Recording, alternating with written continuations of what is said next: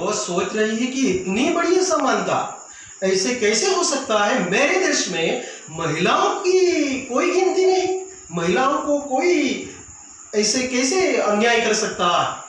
और फिर वो सोच में पड़ गई। वह अपनी कक्षा में हमेशा प्रथम स्थान पाती थी और कंप्यूटर विज्ञान की कक्षा में पुरुष सहपाठियों में अकेली लड़की थी।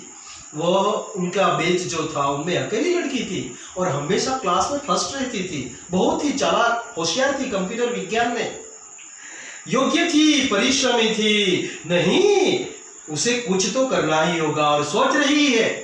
बहुत ही होशियार थी वो लड़की, चतुर थी, चबराक, चालाक, गुजराती में चबराक कहा जाता है, चालाक कहा जाता है। होशियार थी, क्लेवर थी, बुद्धिशाली थी।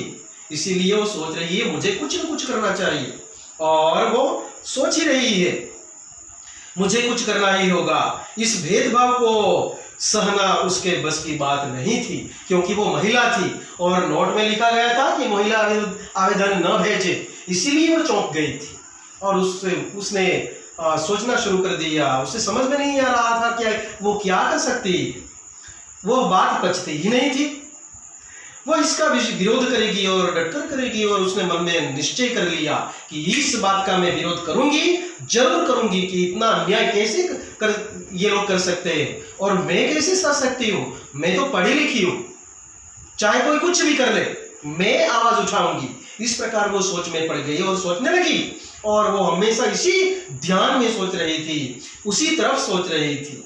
उसने अपनी डायरी में आवश्यक सूचनाएं लिखी और तेजी से हॉस्टल की ओर चल दिया और डायरी में नोट कर ली कुछ आवश्यक सूचनाएं, व्हाटएवर वो समझी थी वो उसने डायरी में नोट कर लिया और हॉस्टल की ओर चल पड़ी।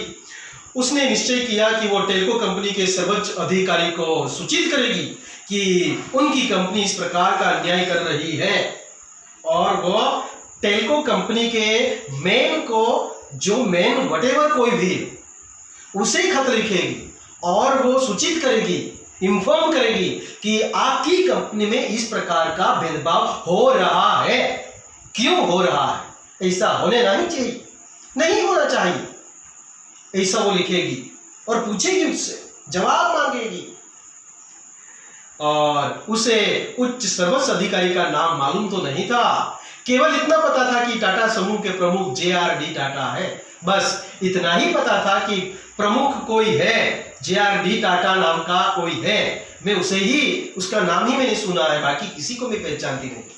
इस प्रकार उसने एक खत लिख डाला उसके नाम पर और उसने पोस्ट कार्ड लिया। JRD टाटा को संबोधित करते हुए लिखा, टाटा के जो मेन प्रमुख है, संबोधित करते हुए उसने लिखा, आपने भारत में लोहा, इस्पात, रासायनिक पदार्थ, कपड़ा, मशीनों के बड़े बड़े उद्योग लगाए हुए हैं। और उसने पहले थोड़ी प्रशंसा की, थोड़ा उत्साह बढ़ाया कंपनी के लिए कि लोहा, इस्पात, वैज्ञानिक अनुसंधान, तरह तरह प्रकार की बड़ी बड़ी मशीनों के बड़े बड़े उद्योग आप लोगों ने लगाए हुए हैं हिंदुस्तान में। भारतीय विज्ञान संस्थान की स्थापना में बढ़ चढ़कर अपना योगदान दिया। और लिखती है JRD टाटा से कि भारतीय विज्ञान अनुसंधान में भी आप लोगों ने बढ़ चढ़कर साथ सहकार दिया।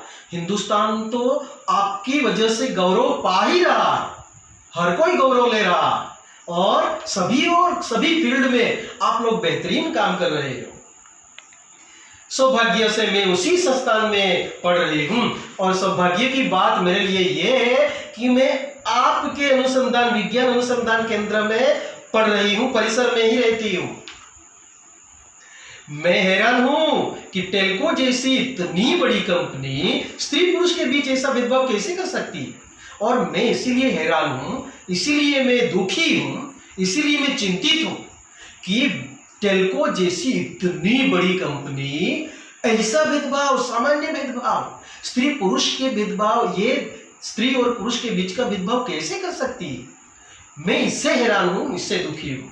इस प्रकार का लेख उसने JRD टाटा को तुरंत खत में लिख दिया और वो पूछ रही है। तो ये बहुत ही निडर लड़की थी, चालाक लड़की थी और बहुत ही होशियार लड़की थी, इंटेलिजेंट थी। वह विज्ञान, सभी कंप्यूटर विज्ञान क्लास में सभी पुरुष उम्मीदवारों के बीच अकेली महिला थी और बहुत ही इंटेलिजेंट थी, बहुत ही चतुर होशियार थी।